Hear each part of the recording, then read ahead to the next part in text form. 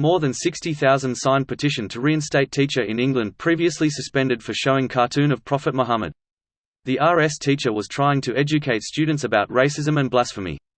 He warned the students before showing the images and he had the intent to educate them. Here's a summary of the article. More than 60,000 have signed a petition to reinstate a teacher at the Batley Grammar School in West Yorkshire, England, that was previously suspended for showing a cartoon of the Prophet Muhammad. The petition, which was posted on change.org, has received 63,485 signatures as of 1:46 p.m. Eastern Daylight Saving Time on Monday. The RS teacher was trying to educate students about racism and blasphemy. He warned the students before showing the images and he had the intent to educate them.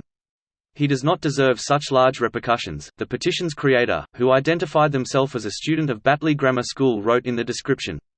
The release the petition's signature count comes shortly after the Batley Grammar School teacher was suspended by the school for allegedly showing a cartoon depicting Muhammad that was taken from the French satirical newspaper Charlie Hebdo, according to Yorkshire Live News.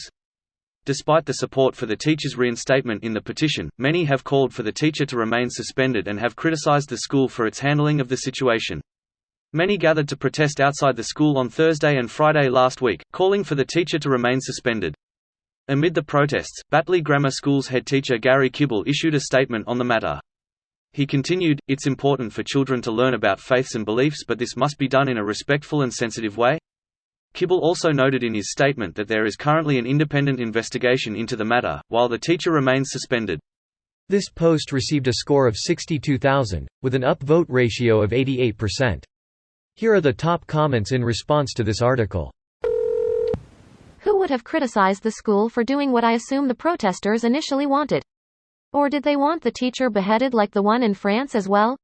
I would criticize the school for enforcing the silly rules of a religion I don't follow. Yeah, suspend the school board for this nonsense, not the teacher. I just hope he doesn't get beheaded like that teacher in France who did the exact same thing. Would that be this case, where the girl whose initial story started the landslide of complaints which ended with the teacher's beheading, finally admitted that she had been lying all along about what had actually happened, and wasn't even in school that day because she had been suspended days before the incident even took place? Excuse me, what the fuck? Ladies and gentlemen, I present to you extremists. Every day I wake up and think I can't be more dissatisfied with the human condition, but every day, here we are. Man who thought he'd lost all hope loses last additional bit of hope he didn't even know he still had. How do you hurt a person who has lost everything they love? Give them back something broken. In a pinch I find a golf club to be equally effective. Islam forbids Muslims from depicting Muhammad. I am not a Muslim, I have no moral or legal obligation to follow the rules of Islam, the same way I am free to eat pork, or can get a tattoo or do anything that contradicts the rules of any religion I do not follow.